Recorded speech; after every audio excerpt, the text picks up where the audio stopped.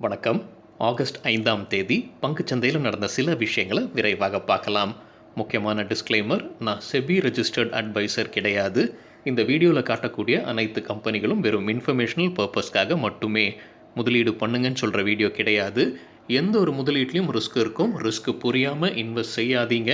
Risk புரியலன்னா தயவு செய்து இன்வெஸ்ட்மெண்ட்டை தவிர்த்துருங்க.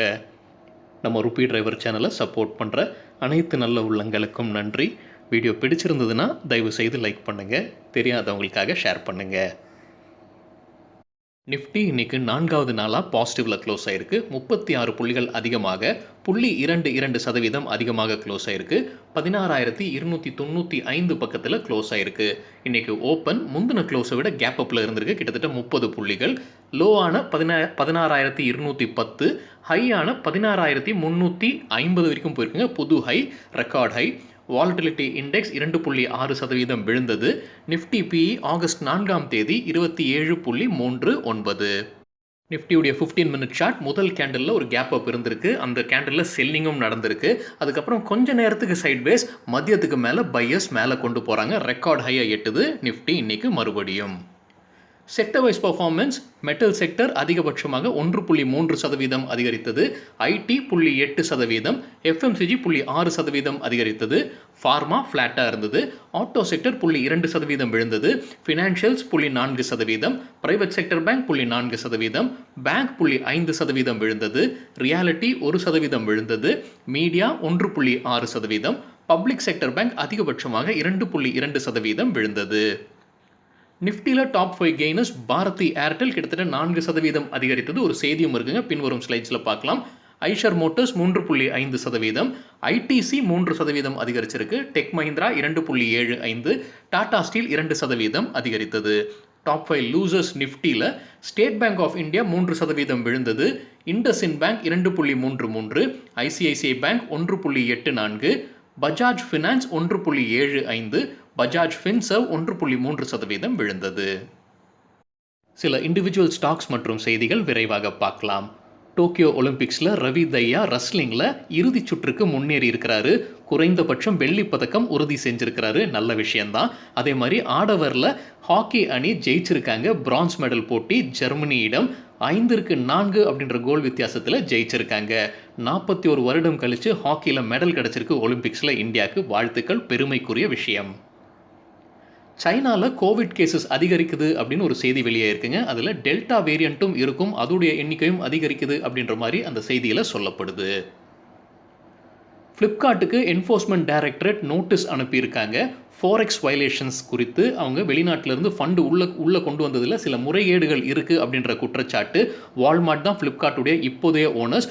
பழைய ஓனர்ஸ்க்கும் நோட்டீஸ் அனுப்பப்பட்டிருக்குன்னு அந்த செய்தியில் சொல்லப்படுது. வோடஃபோன் ஐடியா இன்னைக்கு தாறுமாறாக விழுந்திருக்குங்க. 24% விழுந்திருக்கு.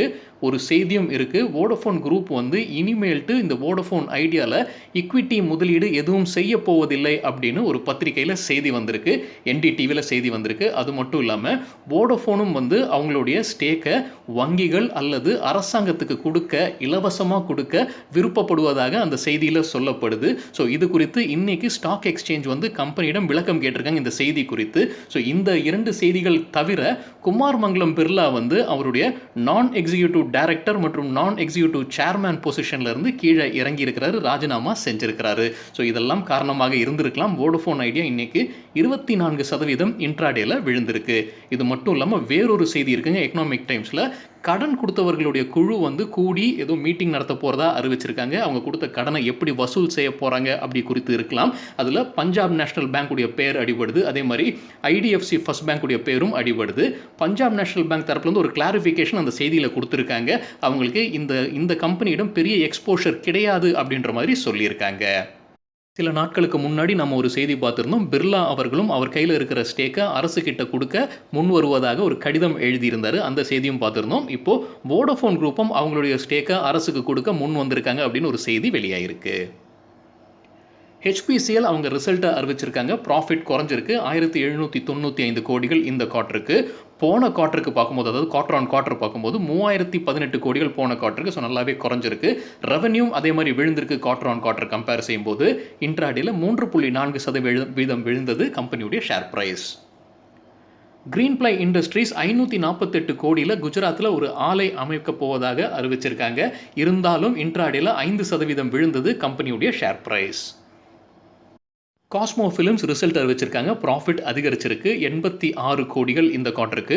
போன வருடம் இதே குவார்ட்டரை கம்பேர் பண்ணும்போது 47 கோடிகள் மட்டுமே தான் இருந்தது ப்ராஃபிட். ரெவென்யூவும் அதிகரிச்சிருக்கு 688 கோடிகள் இந்த குவார்ட்டருக்கு. போன வருடம் இதே குவார்ட்டரில் 481 கோடிகள். இன்ட்ராடேல 9% அதிகரித்தது கம்பெனியுடைய ஷேர் பிரைஸ். டைம் டெக்னோபிளாஸ்ட் அவங்களுக்கு கிடைத்த ஒரு ட்ரையல் ஆர்டர் குறித்து அப்டேட் வெளியிட்டிருக்காங்க. இன்ட்ராடேல 8% அதிகரித்தது கம்பெனியுடைய ஷேர் பிரைஸ். பாரதி ஏர்டெல் குறித்து ஒரு செய்தி இருக்குங்க. அவங்களுடைய விலை அவங்க ப்ரீபெய்ட் சார்ஜஸ் எல்லாமே ஏற்ற போகிறதா முன்னவே ஒரு செய்தி இருந்தது. அவங்களுடைய தலைவர் சுனில் மிட்டல் கொஞ்ச காலமாகவே அதை பற்றி பேசிக்கிட்டு வராரு. அனைத்து கம்பெனிகளும் சேர்ந்து உயர்த்த வேண்டும்னு அவர் தரப்புலேருந்து சொல்லிக்கிட்டு இருந்தார். இப்போ ஏர்டெல் முன் வந்து அவங்க விலையை உயர்த்தியிருக்காங்க.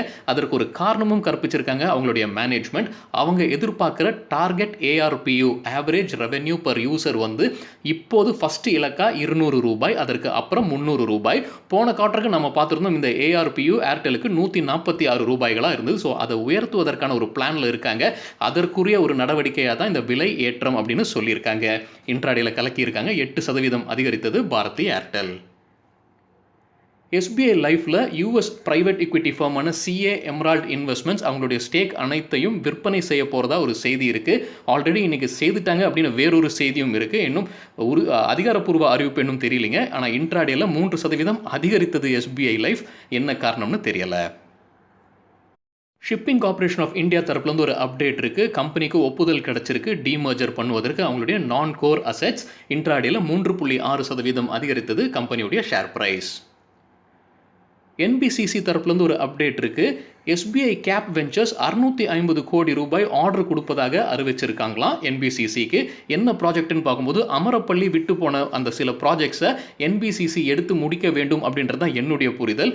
இன்னைக்கு இன்ட்ராடேல 3% அதிகரித்தது NBCC. ஆனால் இந்த வீடியோ சேர நேரத்தில் நெகட்டிவ்ல ட்ரேட் ஆகிட்டு இருந்தது. காட்ரேஜ் கன்சியூமர் ப்ராடக்ட்ஸ் அவங்களுடைய குவார்ட்டர்லி ரிசல்ட் வெளியிட்டிருக்காங்க. அதன்படி கன்சாலிடேட்டட் நெட் ப்ராஃபிட் அதிகரிச்சிருக்கு 4.75% இயர் ஆன் இயர் கம்பேர் செய்யும்போது. இன்ட்ராடேல வாலட்டைலாக இருந்தது கம்பெனியுடைய ஷேர் பிரைஸ். நசாரா டெக்னாலஜிஸ் குறித்து ஒரு செய்தி இருக்குங்க. CLSA வந்து டவுன்கிரேட் செய்திருப்பதா அந்த செய்தியில் சொல்லப்படுது. அவங்க செல் ரேட்டிங் கொடுத்துருக்கிறதா சொல்லியிருக்காங்க. இப்போ இருக்கிற ப்ரைஸ்லேருந்து 40% குறையும்னு அவங்க எதிர்பார்க்குறாங்க. அவங்க எதிர்பார்க்குற டார்கெட் 1095 ரூபாய் ஒரு ஷேருக்கு. இன்ட்ராடேல நசாரா டெக்னாலஜிஸ் 3% விழுந்தது. நசாரா டெக்னாலஜிஸில் ராகேஷ் சுன்ஜுன்வாலா ஒரு பெரிய ஸ்டேக் வச்சிருக்கிறாரு. Jindal steel and power limited தரப்புலேருந்து ஒரு அப்டேட் இருக்குது. அவங்களுடைய மந்த்லி சேல்ஸ் டேட்டாவை வெளியிட்டிருக்காங்க. அதன்படி சேல்ஸ் வந்து 6.7 லட்சம் ton year on year compare பண்ணும்போது 5% அதிகரிச்சிருக்கு. போன மாதத்துடன் கம்பேர் செய்யும்போது 21% அதிகரிச்சிருக்குன்னு கம்பெனி தரப்புலேருந்து சொல்லியிருக்காங்க. டாடா கம்யூனிகேஷன்ஸ் குவார்ட்டர்லி ரிசல்ட் வெளியிட்டிருக்காங்க. கன்சாலிடேட்டட் ப்ராஃபிட் 297 கோடிகள் இந்த குவார்ட்டருக்கு. போன வருடம் இதே குவார்ட்டரில் 258 கோடிகள். ஸோ அதிகரிச்சிருக்கு கன்சாலிடேட்டட் ப்ராஃபிட் மணிக்கும். ஆனால் ரெவென்யூ வந்து கீழே போயிருக்கு 4102 கோடிகள். போன வருடம் இதே குவார்ட்டரில் 4400 கோடிகள் இருந்தது. இன்ட்ராடேல 3% விழுந்தது share price. Indian Energy Exchange Limited July மாதத்திற்குரிய சேல்ஸ் டேட்டாவை வெளியிட்டிருக்காங்க. அதன்படி பவர் மார்க்கெட் ட்ரேட்ஸ் ஜூலையில் 37% அதிகரிச்சிருக்கு போன வருடம் ஜூலையுடன் கம்பேர் செய்யும்போது. கிரீன் மார்க்கெட் இது பார்க்கும்போது 76% அதிகரிச்சிருக்கு போன மாதத்துடன் கம்பேர் செய்யும்போது. இருந்தும் இன்ட்ராடேல 3% விழுந்தது கம்பெனியுடைய ஷேர் பிரைஸ். ABB இந்தியா அவங்களுடைய புது ப்ராடக்ட் குறித்து அப்டேட் வெளியிட்டிருக்காங்க. அதன்படி ப்ரீமியம் ரேஞ்ச் ஸ்விட்சஸை லான்ச் செய்ய போகிறதா அறிவிச்சிருக்காங்க. அதோடைய பேர் மிலேனியம் மற்றும் ஜெனட் ரேஞ்சுன்னு நினைக்கிறேங்க. ஸோ இன்றைக்கி இன்ட்ராடேல 1.6% அதிகரித்தது கம்பெனியுடைய ஷேர் பிரைஸ். டாக்டர் ரெட்டிஸ் தரப்புலேருந்து ஒரு அப்டேட் இருக்குது. கம்பெனியுடைய மைக்ரைன் சிகிச்சைக்கான மருந்துக்கான உரிமத்தை வேறொரு கம்பெனிக்கு விற்பனை செய்கிறாங்க. US கனடா ரீஜனுக்குரிய உரிமத்தை வேறொரு கம்பெனிக்கு விற்பனை செய்கிறாங்க. இது வழியாக முதற்கட்டமாக $6 மில்லியன் கிடைக்கும் கம்பெனிக்கு. பின்னர் ஓராண்டுக்குள்ளார $9 மில்லியன் கிடைக்கும்னு அறிவிச்சிருக்காங்க. யாருக்கு விற்பனை செய்கிறாங்கன்னு பார்க்கும்போது ELYXYB அப்படின்ற கம்பெனிக்கு விற்பனை செய்கிறாங்க. ஆரியன் ப்ரோ சொல்யூஷன்ஸ் தரப்புலேருந்து 2 அப்டேட் இருக்குது. முதல் அப்டேட் அவங்களுடைய ஒரு ப்ராடக்ட்டை லான்ச் செய்ய போகிறதா அறிவிச்சிருக்காங்க. கிளவுட் பேஸ்டு பிளாட்ஃபார்ம் ரிலேட்டடான ப்ராடக்ட்னு நினைக்கிறேங்க. அதோடைய பேர் ஸ்மார்ட் லெண்டர் கிளவுடுன்னு அறிவிச்சிருக்காங்க. அதே மாதிரி அவங்க பெருவில் செய்துக்கிட்டு இருந்த ஒரு ப்ராஜெக்ட் இப்போ லான்ச் செய்கிறாங்க அப்படின்னு சொல்லியிருக்காங்க. லைவ் ஆக போகுதுன்னு நினைக்கிறேங்க.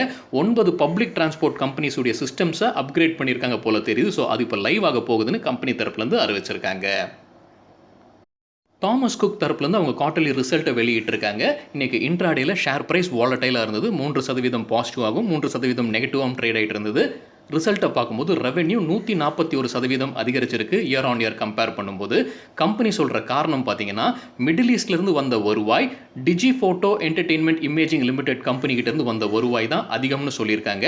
டிஜி Photo Entertainment Imaging Limited company டிஸ்னியுடன் ஒரு ஒப்பந்தத்தில் வந்ததை நம்ம முன்னே ஒரு செய்தி பார்த்துருந்தோம். இது தவிர ஸ்டெர்லிங் ஹாலிடேஸ் கிட்டேருந்து வந்த வருவாயும் ஒரு காரணம்னு சொல்லியிருக்காங்க. அவங்களுடைய லாஸை குறைச்சிருக்கிறதா அறிவிச்சிருக்காங்க. இப்போது அவங்களுடைய லாஸ் 1247 மில்லியன் அறிவிச்சிருக்காங்க இந்த குவார்ட்டருக்கு. இதே போன வருடம் இதே குவார்ட்டருக்கு 1361 மில்லியன் சொல்லியிருக்காங்க. தேஜாஸ் நெட்வொர்க்ஸ் லிமிடெட் கம்பெனியுடைய கண்ட்ரோலை டாடா சன்ஸ் உடைய அமைப்பான பேனட்டோன் டேக் ஓவர் பண்ணுறதா நமக்கு பழைய செய்தி தெரியும். இப்போது அதை அவங்க டேக் ஓவர் பண்ணுறதையும் அவங்க உறுதி செய்துட்டு அவங்க ஷேர்ஸை வாங்க ஆரம்பிச்சிட்டாங்க. செபி ரூல்ஸ் படி 26% பப்ளிக் ஷேர் ஹோல்டர்ஸ் கிட்டேருந்து அவங்க ஓப்பன் ஆஃபர் வழியாக வாங்க வேண்டும். அதற்குரிய லெட்டர் ஆஃப் ஆஃபரை அவங்க டிராஃப்ட்டை வெளியிட்டிருக்காங்கன்னு நினைக்கிறாங்க. அவங்க அறிவித்த விலை என்னன்றது கரெக்டாக தெரியலைங்க. 258 நினைக்கிறேன். அதை இன்னொரு தடவை சரி பார்க்க வேண்டும். இப்போ கம்பெனியுடைய ஷேர் ப்ரைஸ் ட்ரேட் ஆகிட்டு இருக்கிறது 313 ரூபாயில் ட்ரேட் ஆகிட்டு இருக்கு. ஸோ 258 கரெக்டான்றது இன்னொரு தடவை சரி பார்க்கணுங்க. அவங்க என்ன டேட்ஸை வெளியிட்டிருக்காங்க, இந்த ஆஃபருக்குரிய டேட்ஸை எப்போ கடைசி நாள் அவங்க லெட்டர் ஆஃப் ஆஃபரை சப்மிட் பண்ணோம்னா செப்டம்பர் 16ஆம் தேதி. எப்போ இந்த ப்ரைஸை ரிவைஸ் செய்யலாம் கடைசி நாள் செப்டம்பர் 21. எப்போ டெண்டரிங் ஆஃபர் ஆரம்பிக்கும் செப்டம்பர் 23. எப்போ டெண்டரிங் பீரியட் முடிவடையும் அக்டோபர் 6ஆம் தேதினு கம்பெனி அறிவிச்சிருக்காங்க. இன்னைக்கு தேஜஸ் நெட்வொர்க் இன்ட்ராடேல 5% அப்பர் சர்க்கியூட்டை எட்டியது. திலீப் பில்கான் தரப்புலேருந்து ஒரு அப்டேட் இருக்குது. கம்பெனி வேறொரு கம்பெனியான டிபிஎல் இன்ஃப்ரா அசெட்ஸ் பிரைவேட் லிமிடெடில் 100% ஈக்விட்டி ஷேர்ஸ் வாங்க போகிறதா அறிவிச்சிருக்காங்க.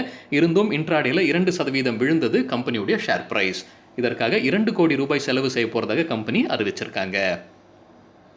கேப்லின் பாயிண்ட் லேபரேட்டரிஸ் அவங்க ஃபைனல் டிவிடெண்ட் அறிவிச்சிருக்காங்க. ₹1.50 ஒரு ஷேருக்கு. இது ஃபினான்ஷியல் இயர் 2021க்கு உரியதுங்க.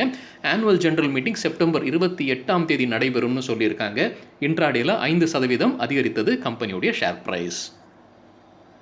ரிலையன்ஸ் இண்டஸ்ட்ரீஸ் தரப்புலேருந்து ஒரு அப்டேட் இருக்குது. கம்பெனி அவங்களுடைய பிஇடி ரீசைக்ளிங் கெப்பாசிட்டியை அதிகரிக்க போவதா அறிவிச்சிருக்காங்க. அதற்காக ஆந்திர பிரதேஷில் அந்த ஆலையை விரிவாக்கம் செய்ய போகிறதா அறிவிச்சிருக்காங்க.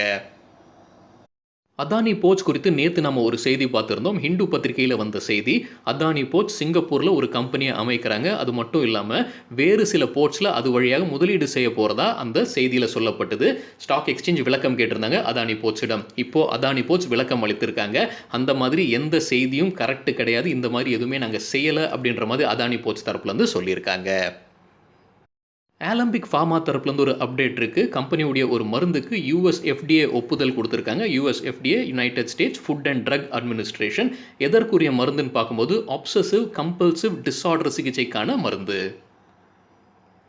நவபாரத் வெஞ்சர்ஸ் ரெக்கார்ட் டேட்டை வெளியிட்டிருக்காங்க ஃபைனல் டிவிடெண்ட்டுக்கானது. ஃபைனல் டிவிடெண்ட் 2021 ஃபினான்ஷியல் இருக்குதுங்க. என்ன ரெக்கார்ட் டேட்னா ஆகஸ்ட் 20ஆம் தேதி.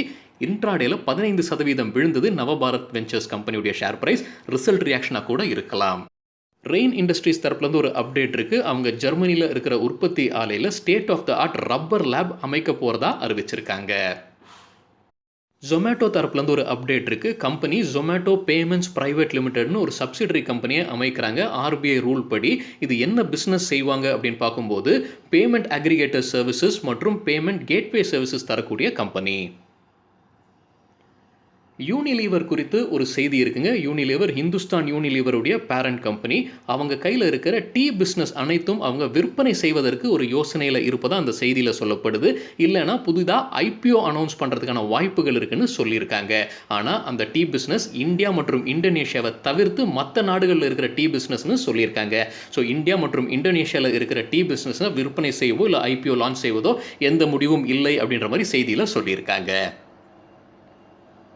நிலா இன்ஃப்ராஸ்ட்ரக்சர்ஸ் லிமிடெட் ஒரு பென்னி ஸ்டாக். அவங்களுக்கு அகமதாபாத் முனிசிபல் கார்பரேஷன் கிட்டேருந்து ஒரு ஆர்டர் கிடச்சிருக்குன்னு ஒரு அன்கன்ஃபர்ம்டு செய்தி இருக்குங்க. கிட்டத்தட்ட 149 கோடி ரூபாய் மதிப்பிற்கான ஆர்டராக இருக்கலாம்னு எதிர்பார்க்கப்படுது. இது அன்கன்ஃபர்ம்டு செய்தி. இன்றைக்கு 5% விழுந்திருந்தது இந்த கம்பெனியுடைய ஷேர் ப்ரைஸ். இமாமி தரப்புலேருந்து ஒரு அப்டேட் இருக்குது. Company Helios lifestyle private லிமிடெடில் அவங்க ஸ்டேக்கை உயர்த்தியிருக்காங்க. 46% 48.5% உயர்த்தியிருக்காங்க. 6840 ஷேர்ஸை வாங்கியிருக்கிறதா கம்பெனி தரப்புலேருந்து அப்டேட் வெளியிட்டிருக்காங்க. ரிசல்ட் அறிவித்த சில ஸ்டாக்ஸ் இன்னைக்கு எப்படி பர்ஃபார்ம் பண்ணியிருக்காங்கன்னு விரைவாக பார்க்கலாம். டாடா ஸ்டீல் பிஎஸ்எல் இன்ட்ராடேல 3.4% அதிகரித்தது. பிஎன்பி ஹவுசிங் ஃபினான்ஸ் இன்ட்ராடேல 5% அப்பர் சர்க்கியூட்டை எட்டியது. டைட்டன் கம்பெனி இன்ட்ராடேல 2% விழுந்தது.